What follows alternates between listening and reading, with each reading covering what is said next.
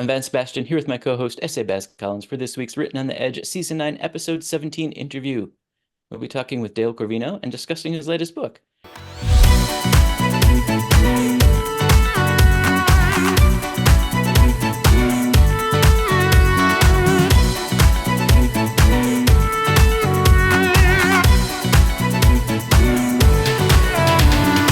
So, let's get to know our guest.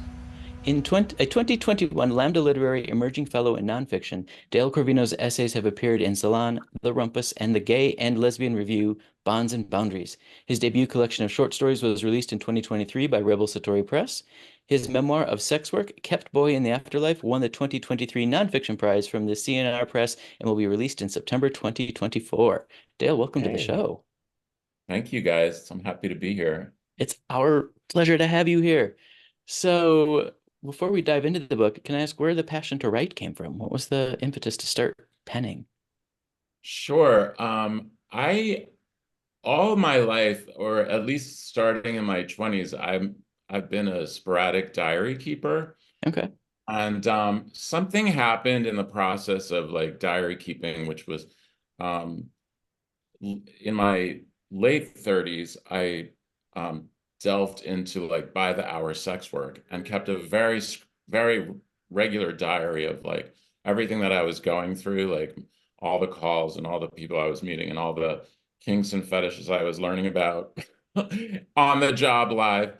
And something happened in that process in which like writing prior to that, I think I was outside of the diary keeping, I think I was like trying to write myself into being the person I thought I was supposed to be. Like whether it was like academic pretensions or just like some claim on authority, I was writing it. It was very inauthentic, I would say. Like it was not an authentic voice. And diary keeping, especially as a sex worker, kept me very honest. So it kind of like it sprung from that. Like it really is the basis of a lot of my work is that particular diary, but the diary keeping process. And this collection is a collection of stories that I wrote over the course of a decade or so. And I think it was me trying to learn my craft, learn the craft of writing using the short story form. And a lot of them are drawn from diary entries. Oh, wow. So That's my origin story as a writer. I love it. I love it. I love it. So let's dive into Bonds and Boundaries.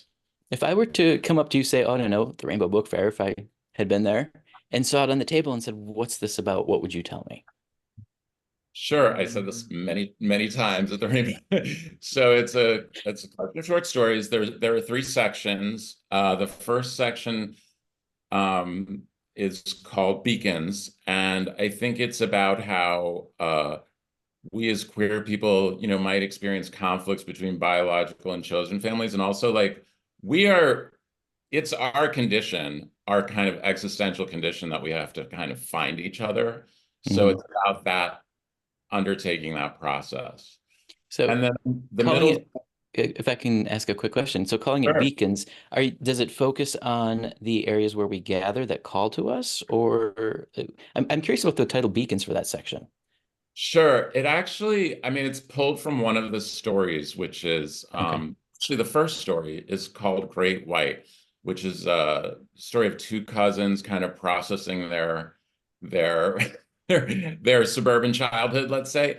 And for the main character, he describes the World Trade Center before it was knocked down as a kind of beacon because it was visible to him from over the sea. Okay. And I experienced that in real time. Like I used to swim in the ocean a lot, and you could, even from miles away, you can see the kind of gleaming chamfers of the World Trade Center towers. And to me, it was like, that's where I'm headed. Like knowing nothing else necessarily about the city or about what I wanted to do in the city, it became like a beacon for me. Got it. And I totally get that because, for me, even though I grew up in California, which is pretty much a liberal bubble for the most part, I grew up in San Diego, where I am right now. But yet I always, always, always knew that I was meant to be in San Francisco. And so up until my mom needed help, because now she's reached of a certain age, she's over 80 and adolescent, that I had to come back from San Francisco. But I get that Beacon-esque kind of feel Yeah. to it. I think as queer people, we have a somewhat like super sensory power to like find each other. So that's what Beacons was. That's what I wanted to explore with those stories. Even if they're not all necessarily queer stories, they're like queer-ish stories. Like the story of Marilyn Monroe and the Italian American housewife that kind of like admire each other across their differences. I think that's a little queerish, and it's also directly based on my grandmother's friendship with her in the Well, and it's 50s. also, yeah, but it's still queer adjacent, because in that case, it's still, you're still having a connection to it. So, Yeah.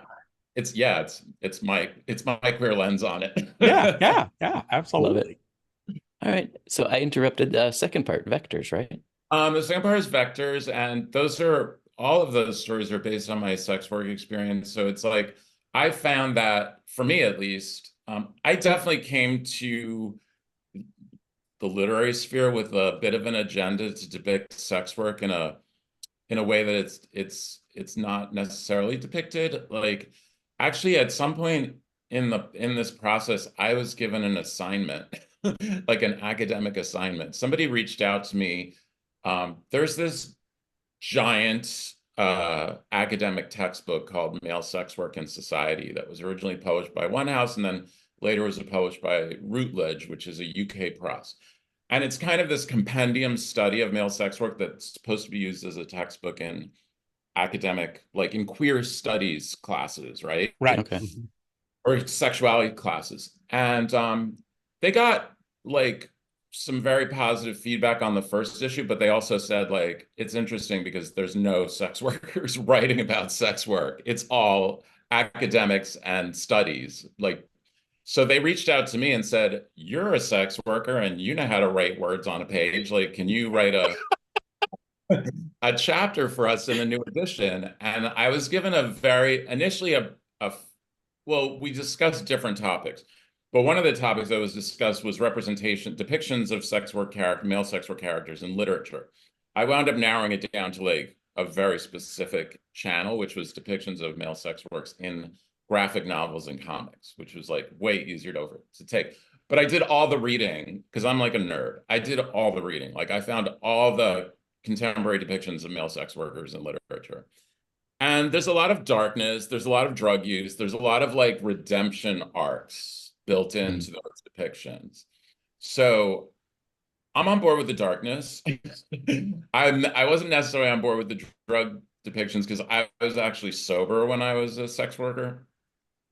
And it wasn't necessarily like my experience in sex work was not like in need of any redemption. In fact, it was fairly redemptive for me. Like, I learned a lot about myself and my values and like about like dealing with people and setting some boundaries and forming some real bonds despite the transactional nature.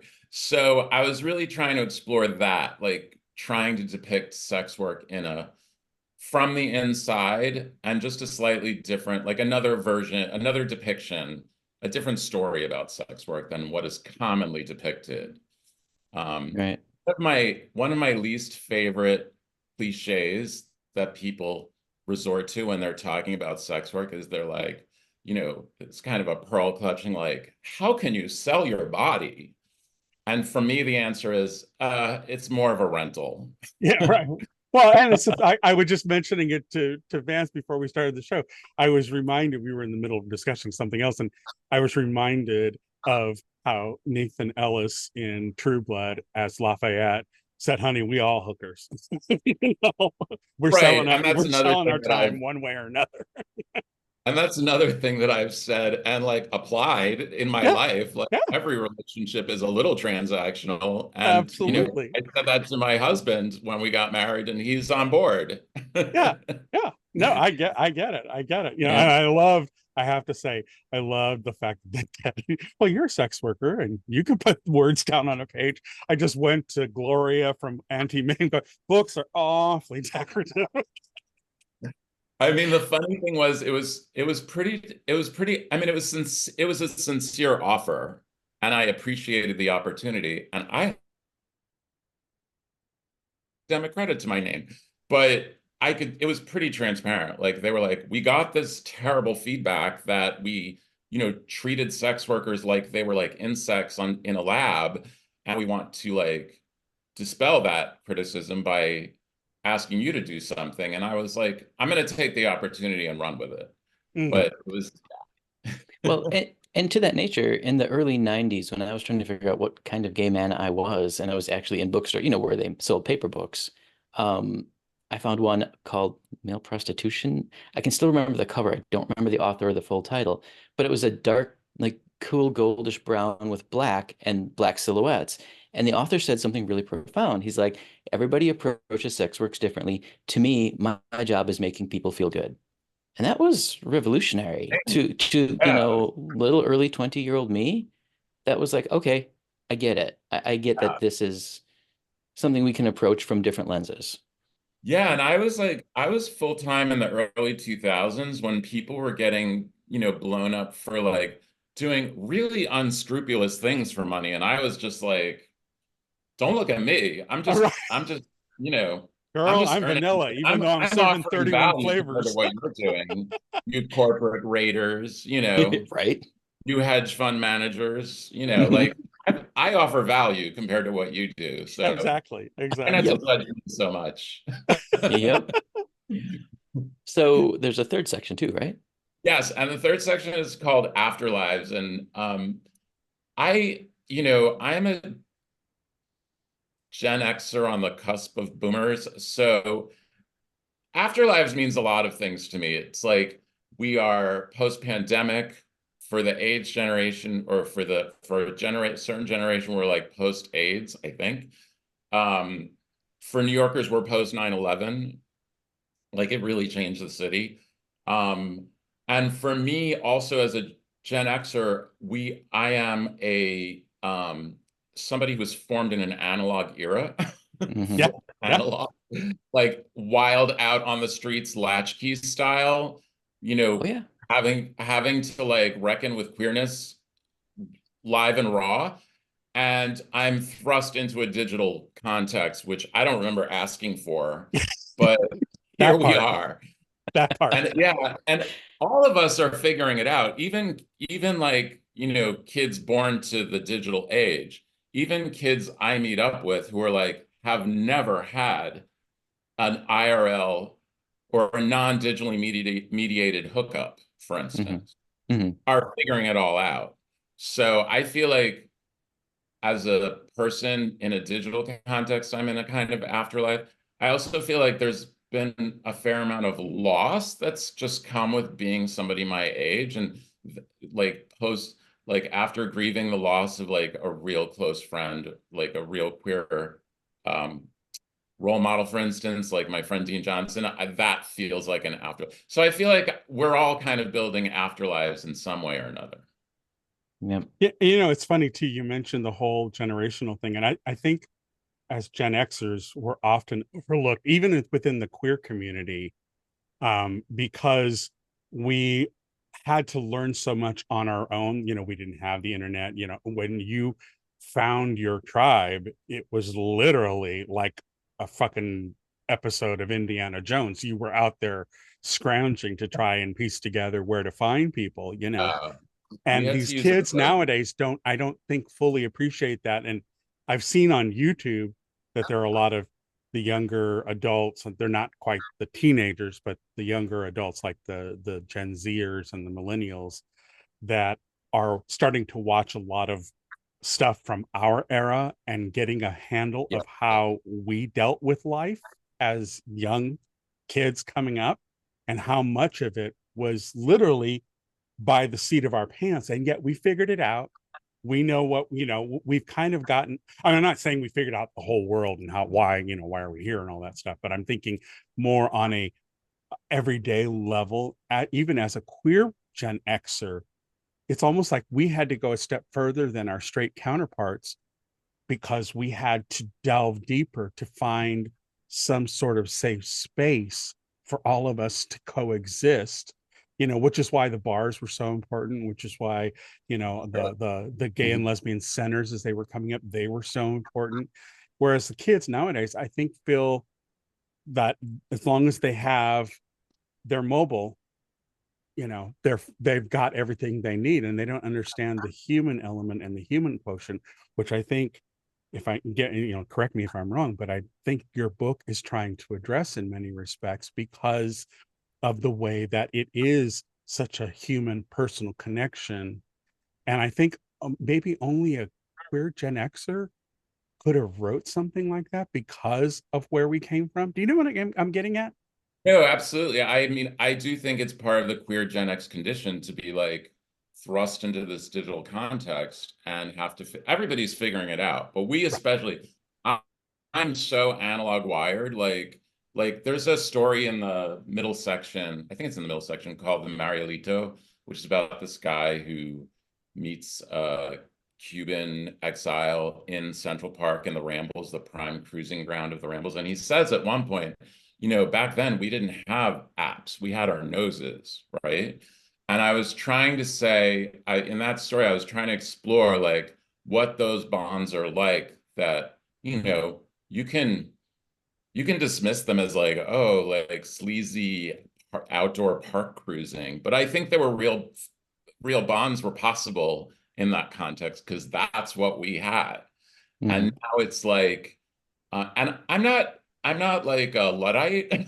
I'm totally on board with tech. And I'm not like grandpa on the lawn screaming, you kids don't know what it used to be like for us. I'm saying that my husband's a boomer, and I have to tell you, it's coming for us. We're gonna get there. But I do feel like I have some perspective to offer, having witnessed the transformation from analog era to digital era, and especially the early digital era, which was way wilder and way more open and way more queer affirming in a lot of ways than what we deal with now. Well, plus, like where you get shut down on Insta for like half of an ass cheek. Well, yeah, well, and I think it's also that we grew up, because we had to do so much legwork ourselves and so much detective work on our own, that we grow up, even though we've now assumed digital age, we've taken it on as a tool, we're also very, very guarded about the legitimacy it has. And I think queer Gen X people have a certain cynicism about it, because of the legwork we've done and our personal experiences that drive those decisions. I don't think our generation, can't recall a single Gen X queer person that I've run into, either personally or online through our show and stuff, that has ever been of that opinion that, oh, well, as long as it's on my device, it's good, I'm good, and I think as queer Gen X people, we're like, maybe not. There might be an element there you haven't thought about. You know what I mean?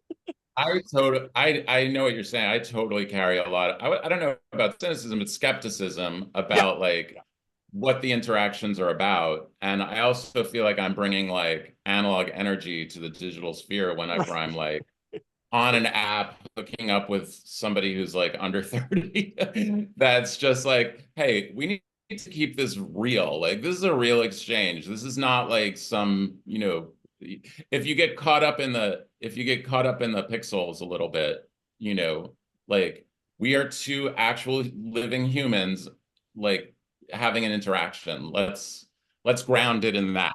Well, I also think that from our generation, that we, it was part of the adventure. That was part of the thrill, is that every time you went out, something truly amazing could happen.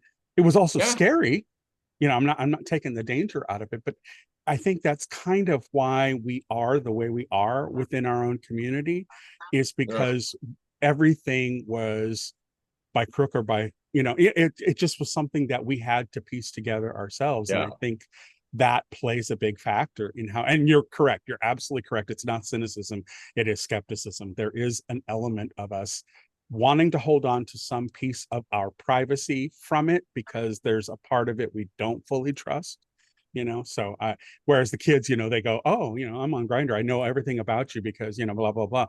Whereas I think we look at Right. it and go, yeah, how much of this is true? you know Yeah. Like, oh, I've seen his pictures, so right. And I love that you wrote about it in that way, breaking it down. yeah. I think it's brilliant. I absolutely do. So Mhm. kudos to you. Thank you. Yeah, Yeah.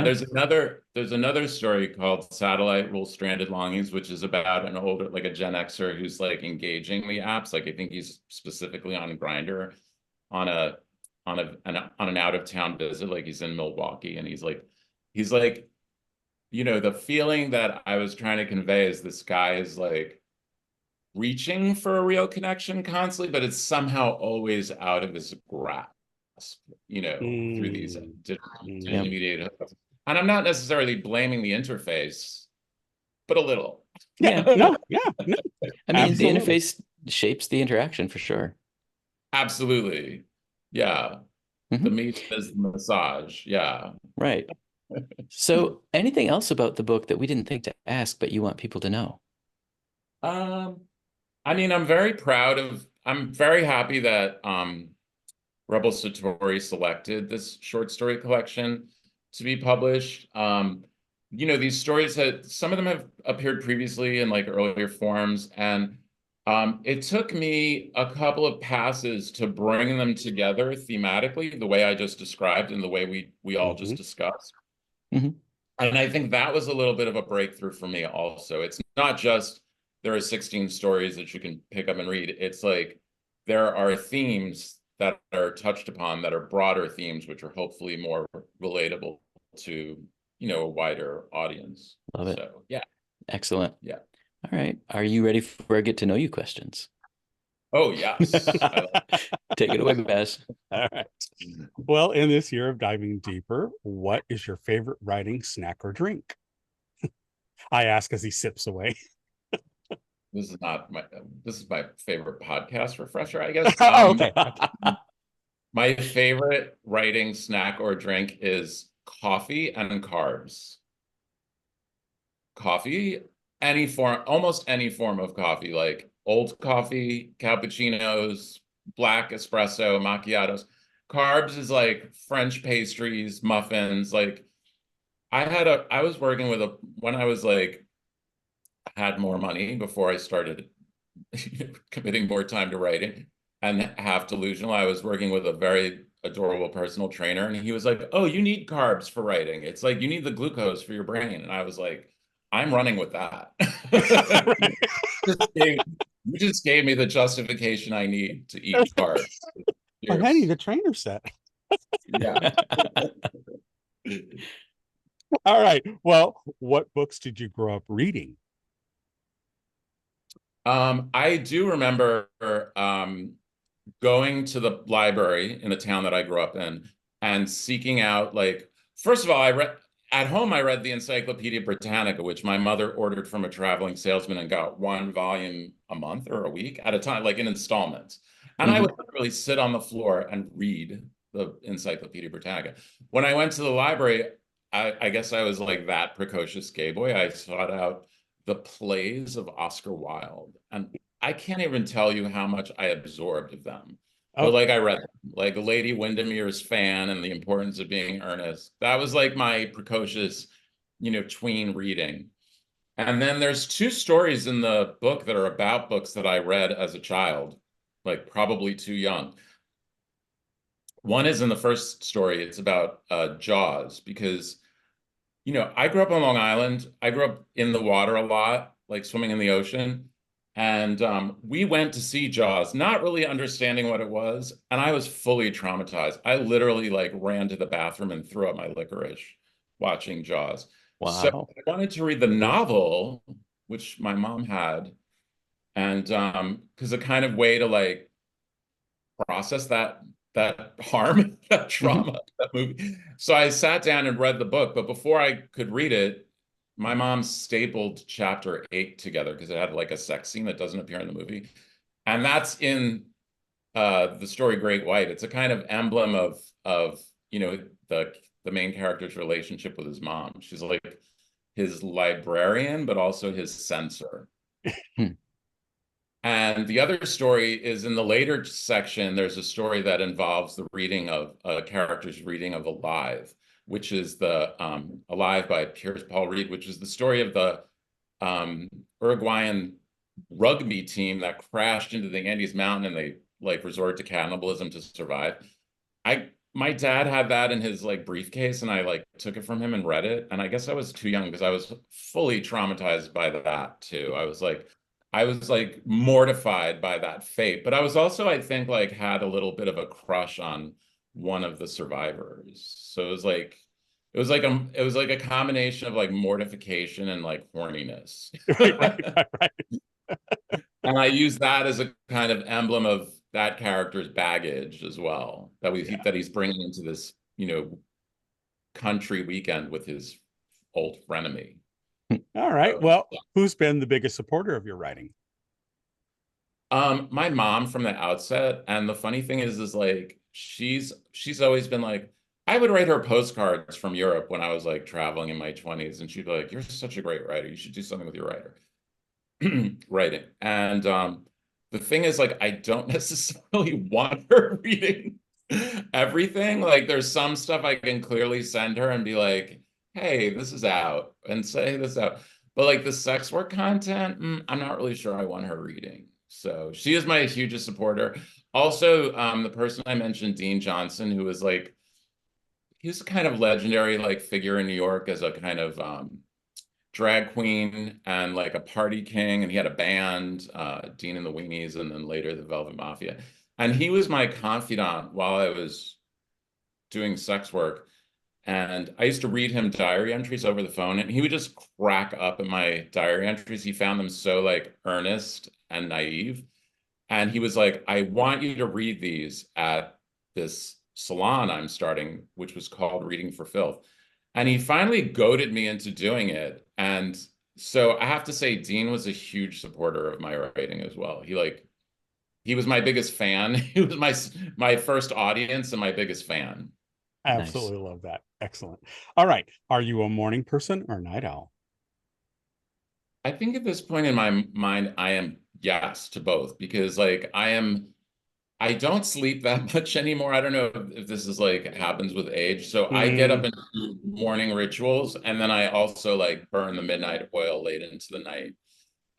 Although I'm trying to be a little more disciplined about being more on the morning side of things and getting to bed a little earlier. But I'm both. Are you a morning person or a night owl? Yes, yeah. I'm Okay. Excellent. All right. Um, what's your favorite hobby outside of writing? I do love travel, but I also love, and some of this it appears in the stories. I love travel logistics in a kind of like, you know, obsessive way. Like I love like trains, commuter rails, ferries, not maybe not buses, planes. Um, Itineraries? I'm I'm low-key obsessed with transportation logistics, and I love trips that involve multiple legs and transportation. And I'm married to a flight attendant. So yeah, I like the logistics. I also like writing on trains, on planes, on commuter rails. Yeah. So So I that would episode of I Love Lucy where they're planning to go to California and she has to do the map where they cross through New York 4 times so they can see everything. That's your app, right? totally my vibe. Yeah. And this March, I traveled to 6 different cities for this kind of mini tour that I was on. And it was like, I was bit deep into the travel logistics. I was like, okay, Seattle's got a new train and I'm going to buy one ticket round trip and use it for all my travel. But I also was like, this was way too much. program for myself at the end of March. It was like Tucson, San Francisco, Seattle, Indianapolis, Chicago, and New Orleans for Saints and Sinners. Wow. Hmm. Okay. Well, Where I'll just to interrupt this, I met well, I had met him before, but I hung out with Andrew Holleran. Actually, I took the the bus that goes to New Orleans Airport from downtown with Andrew Holleran. We both got on the same bus, and when he saw me, he was like shocked, and I was like also shocked. I was like, "You're taking this bus?" He was like, "You're taking this bus?" And we had a whole long kiki all the way to the airport. And I have to mention that Dancer from the Dance, you know, one of my the favorite epistolary books. Mhm. teacher's a sex worker, and then the whole core novel is a sex worker's text. So it's so often identified as like this, you know, capturing a moment on Fire Island in the Pines, but now it's also like in the sex work canon. Yeah. It's one of my favorites. Absolutely love that book. All right. So, has writing and publishing books changed the way you see yourself? I would say I definitely changed the way I see writing, if that's an inversion, based on what I was talking about, like how, like, I really thought I needed to write myself into existence as this person that I was supposed to be. Mhm. And like, in exploring the diary, keeping like going public with the diaries, when I did, it made me realize like, no, writing can be like your authentic self, you know, reaching out to a wider world. And publishing, I mean, it's definitely like, I mean, like I was just reading this article about the collapse of of of you know of publishing paradigms for authors and the collapse of like I'm with a small Rebel Satori is a small press. I've learned very quickly there are challenges to like getting works from a small press literally into the bookstores, literally into people's hands that are only getting worse in a way. It's like Mm-hmm. publishing has become subject to the same like monopolistic capture and like anti-creator vibes that a lot of other fields are going through, like music. Mhm. So it's like, hey, I'm entering the world of publishing just when it's starting to collapse on itself. Right. Why is there so much fire in here? But I'm gonna burn through anyway. I'm gonna just do my thing anyway. I mean, I don't think there's anything else we can do except like push forward. Mhm. Yeah. I'll see how it is with my memoir, which is coming out in September. I have a little more of a runway. Still a small press, but it's like a little more substantial press. And those guys seem to be really behind me, which is also like, I think really important when you're working with a small press that you Mm-hmm, have. mm-hmm, mm-hmm. Nice. If they have Excellent. limited resources, at least they have their heart behind you. I think that's Right. important. Love it. Absolutely. All right. If you were to write a spin-off about one of your characters, which would it be? I'm actually dealing with this right now because this character doesn't appear in Bonds and Boundaries, but that's only the story that I wrote another story which involved like which was like in process as I was submitting this, which involved uh, a mid-air like an airplane flight in which one of the engine fails mid-air and they have a crash landing. And there's one character who's this kind of like sassy, chaotic gay flight attendant who I just really like kind of fell in love with for the chaotic energy. And I'm now working on a trio of short stories, all based on like all relating to flight crews. Like it's called the Flight Crew Trio. And this character is going to appear in all of them. So they may not be like the main character, but they're going to be the through line of this trio. Yeah, I love I that. spent a lot of time around I was flight gonna say you married one, right? yeah, and like our circle is like a lot of flight attendants, so I'm getting the inside see on that industry. Love it. It's also like it's gay and it's sassy, but it's also like another indicator of like late stage capitalism because like there's this whole generation of flight attendants who were robbed of their pensions during deregulation and the Mm-hmm. rate, and that's still having effects on like how people work and live in that industry. Well, in line with all of that, have you ever traveled as research for a book? Oh, travel. I mean, there are travel stories. There's a lot of travel stories in there. There's like Pennsylvania, Milwaukee, New Orleans. I'm missing a couple, Montreal. I didn't necessarily travel to research. I like based stories on my own travels. Where you were at the time, yeah. Yeah. But I incorporated the travel into the stories. I went to Santiago, Chile in 2019, right before the pandemic hit. We were going to attend a friend's wedding, but it turned out that we landed in the midst of like the biggest populist uprising in the world. It was like the Chile Despertó movement, which is like a kind of intersectional demand for justice and like accountability from the government. And I wound up staying and hanging out with one of my oldest friends who lives in Santiago now. And we had a kind of reckoning, and we also had this kind of wild experience of like Santiago under this kind of like populist siege. And that is definitely in the memoir. That's like a whole chapter in the memoir. Yeah. Excellent. Yeah. I was love say, hearing that. You know, we're only into April with those questions, and we're discovering that question, people flip it on us. They're like, no, but my travel has inspired my writings. Yeah. Yeah, I would love to like travel with the explicit purpose of, writing, but I think it works the other way for me. Yeah. Yeah. Yeah. All right. And finally, how do you celebrate when you finish a book? Um,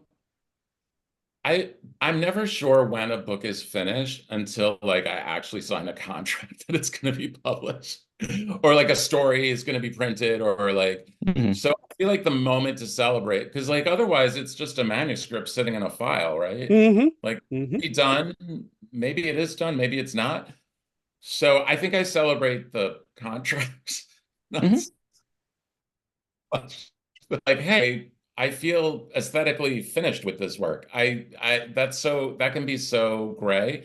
So like, yeah, we went out my husband and I and a couple of friends went out to a nice dinner when I got the contract for this book. And we haven't celebrated the memoir yet, but maybe that'll be like when I see the cover art. I'm really psyched. There you go. There you go. The galleys or the cover art. Yeah. Well, that's it. You made it through the list. Bravo. Bravo. Okay, thank you. That was easy. You did great. Yeah, good questions. So you've teased the upcoming memoir. Do you have Yes. any other announcements you want people to know, or are you doing any other appearances where people can find you in the next couple of months? I don't have any lined up. I kind of just went through that mini tour this weekend in New York, but it'll be over by the time this airs. I'm going to be at the Printed Matter Art Book Fest because I have a chapbook that I published back in 2013 has been reissued and one of the tablers has it. So I'm doing a signing there. So yeah, I'm on a little hiatus for appearances. And just like I'm in the process with my publishers about like reviewing the galleys, reviewing the cover art and what have you, and like line blurbs, all that good stuff you have to do to have a successful launch from press. Well, where is the best place for people to keep up with what you're doing and see your updates? Sure, I have my own web presence. It's my name, dalecorvino.com. I'm on under my name. I'm on Facebook the thing is like I learned that my name is a unique combination. Like my last name is not that common, an Italian surname, and my mom gave me this name that she thought was very American that she picked out of a book. So there's nobody else apparently with my name. Nice. So I lay claim on it in all the socials. Perfect. Twitter, Instagram, Facebook, and my own website. Love it. All right. Any words of wisdom? I feel like having gone through like sex work, it really has kind of made absolute my demands for bodily autonomy for all of us, which goes to like what we do with our bodies, what we take, what we intake, what our health, and so on. So it like covers a lot of issues. It covers like a lot of issues that are hot topics right now, like abortion and trans rights, and obviously the decriminalization of sex work. So I feel like that's like the main takeaway from me having participated in sex work.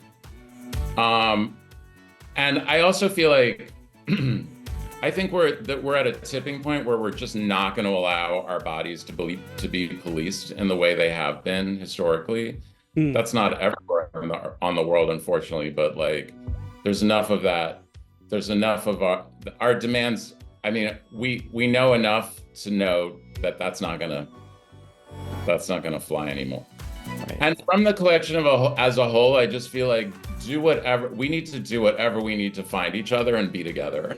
That's the takeaway. Mm-hmm. Love it. Analog, digital, what have you. Yep. All right, folks, we'd like to extend a huge thank you to Dale Corvino, not only for joining us, but for putting his voice out in the world, because this is extremely important. Dale, thank you. Yeah, thank you. And thank you guys for doing what you do to like highlight queer content in the world. It's great. Hey, if we can be a beacon for people to find your work, let's do it. Yeah. Product tie-in. Woo! And to crack those vectors and to push us into afterlives we can all be. There you go. There you go. All right, folks, we at Written on the Edge are proud to introduce you to new media by queer content creators. So if you enjoy learning about new artists or hearing our thoughts on entertainment media, please like and subscribe so you get the alerts for new episodes. The show was produced by Rogue Ravens Media. For our disclaimers, links to social media, our listen stations, or to sign up as a guest, visit www.ropodcast.com. Tune in next week for your queer media fix. Bye-bye now.